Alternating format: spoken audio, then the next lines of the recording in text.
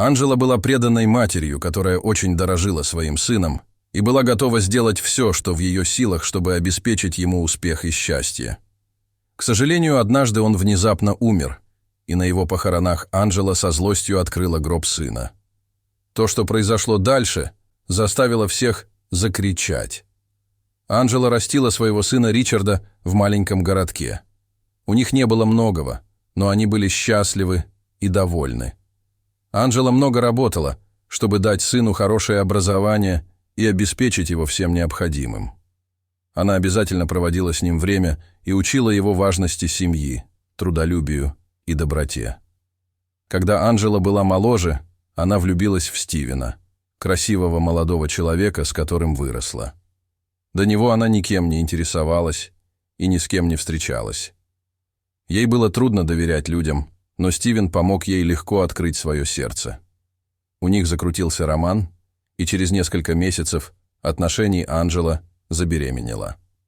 Она рассказала об этом Стивену, ожидая, что он поддержит ее, но его реакция шокировала ее. Он пригрозил ей сделать выбор между ним и тем, что она носит в своем животе. В ответ Анджела напомнила ему обо всех обещаниях, которые он ей давал, но она даже не успела закончить фразу, как Стивен прервал ее и сунул ей в руки деньги. «Избавься от этой штуки. Я не готов стать отцом», — сказал мужчина, и вышел за дверь, оставив ее одну справляться со стыдом, связанным с внебрачной беременностью. Несколько друзей пожалели Анджелу, а другие говорили за ее спиной и считали, что ее жизнь разрушена. Ведь ей было всего 19 лет, и у нее не было ни родителей, ни родственников. Как же она будет растить ребенка одна? Во время беременности Анджела размышляла, правильный ли выбор она сделала, оставив ребенка. «Возможно, было бы гораздо проще поступить так, как хотел Стивен», – размышляла она. Но как бы ни казалось это легким выходом, Анджела так и не нашла в себе сил поступить именно так. Готовая сделать все, чтобы стать матерью, Анджела бралась за разную работу и начинала откладывать деньги на будущее. Работая в круглосуточном магазине, Анджела познакомилась с Линдой, состоятельной женщиной, которая владела некоммерческой организацией, оказывающей помощь молодым матерям. Под руководством и при поддержке Линды Анджела смогла обрести финансовую стабильность. В положенный срок она родила красивого мальчика, которого назвала Ричард. Когда она впервые взяла мальчика на руки, по ее лицу потекли слезы радости. «Мой дорогой сын, я обещаю никогда не покидать тебя. Я всегда буду рядом, чтобы направлять и защищать тебя», — сказала Анджела и поцеловала его в лоб. В течение многих лет она выполняла обещание, данное Ричарду. Они были вместе каждый день и проводили вдали друг от друга лишь несколько часов, когда Ричард был в школе или Анджела работала.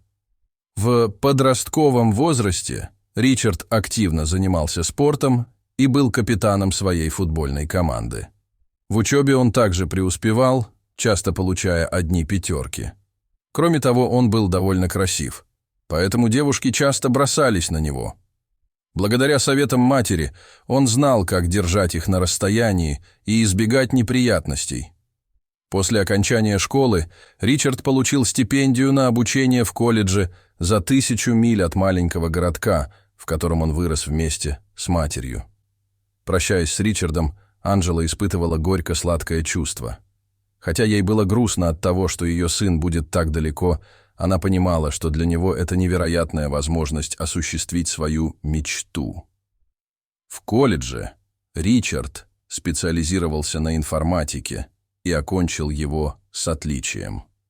Вскоре после этого его приняли на работу в известную компанию по разработке программного обеспечения, где он познакомился с Изабеллой, представителем службы поддержки клиентов. Они подружились и со временем прониклись романтическими чувствами друг к другу. Изабелла, как и Ричард, была амбициозной личностью, которая хотела получить от жизни большее. Хотя она не была такой продвинутой в своей области, как Ричард, у нее были способности к развитию бизнеса и маркетингу. Поэтому она предложила им открыть собственное дело, и Ричард согласился. Они провели исследование рынка, которое показало потенциальную прибыль в приложениях для ставок, и решили заняться этим. Они запустили свой продукт, и он оказался чрезвычайно успешным, превзойдя все их ожидания. Они смогли нанять дополнительный персонал, купить здание и развить бизнес в геометрической прогрессии. За успех букмекерской конторы Ричарду пришлось заплатить. Он был слишком занят, чтобы часто навещать мать, и постоянно выматывался, чувствовал себя изможденным.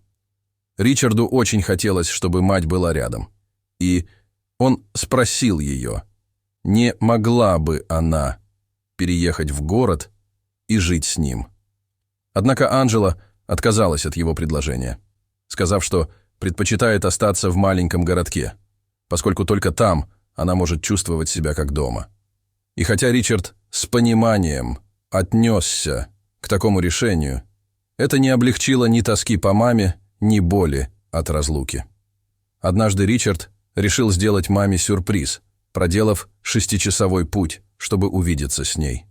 Его приезд был огромной радостью для Анджелы, ведь они провели время вместе, вспоминая, как жили с тех пор, как виделись в последний раз. Однако, когда Ричард рассказал, что хочет сделать Изабелле предложение, выражение лица Анджелы сразу же изменилось. Это не осталось незамеченным ее сыном. Когда Ричард спросил, в чем дело, Анджела ответила: «Судя по тому, что ты рассказал мне об этой девушке, я не думаю, что она тебе подходит. Она больше заботится о твоих деньгах и компании, чем о тебе. Тебе нужно бежать от нее. Она опасна».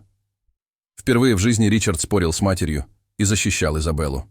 Он утверждал, что она неплохой человек и что, когда Анджела узнает ее получше, она изменит свое мнение о ней.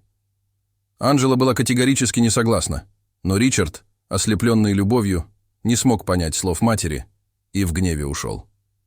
Месяц спустя он женился на Изабелле. Он знал, что мать этого не одобрит, поэтому не пригласил ее. Ричард отмахнулся от ее предупреждений, как от проявления чрезмерной заботы. Если бы только он послушал свою мать. Спустя несколько месяцев Анджела была совершенно ошеломлена, услышав новость о том, что Ричард скончался, и Изабелла уже назначила дату похорон. Анджела узнала, что, вернувшись из короткой командировки, Ричард очень устал, заснул и больше не проснулся. Сердце матери заныло от горя. Часы, предшествовавшие похоронам сына, пролетели как в тумане. Она поспешно оделась и помчалась в город, где проходили похороны. Она отчаянно искала ответы на вопросы, почему ее сын внезапно умер и почему похороны были организованы в ее отсутствие. К счастью, Анджела приехала как раз в тот момент, когда Ричарда собирались опускать в могилу. Когда она спросила Изабеллу, можно ли ей в последний раз увидеть сына, Изабелла отказалась и приказала гробовщикам не открывать гроб. В отчаянии и ярости Анджела пробилась сквозь людей, пытавшихся ее остановить. Затем она пробралась к гробу и поспешно открыла крышку.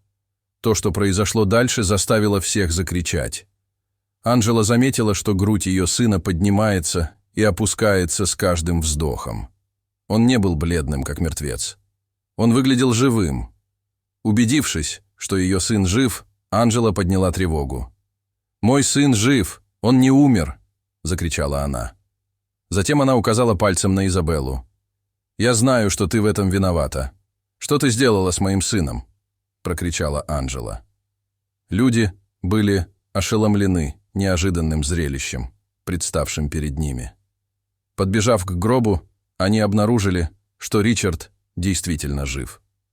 Немедленно была вызвана машина скорой помощи, чтобы отвезти его в больницу для дальнейшего обследования. Один из друзей Ричарда, оказавшийся офицером полиции, присутствовал при этом и немедленно взял Изабеллу под стражу.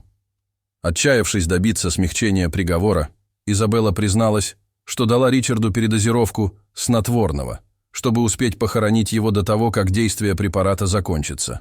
Когда Ричард очнулся и узнал обо всем, что произошло, он пожалел, что не послушал мать. Однако он был рад, что мама спасла его, дав второй шанс на жизнь. Как выяснилось, Изабелла пыталась избавиться от Ричарда, чтобы получить полный контроль над его имуществом и компанией. В наказание за свое преступление суд обязал ее отказаться от всех прав на компанию и приговорил к тюремному заключению. Дорогие зрители, что вы думаете об этой истории? Напишите, пожалуйста, в комментариях. А если вам понравилось это видео, то ставьте лайк и подписывайтесь на наш канал. До свидания.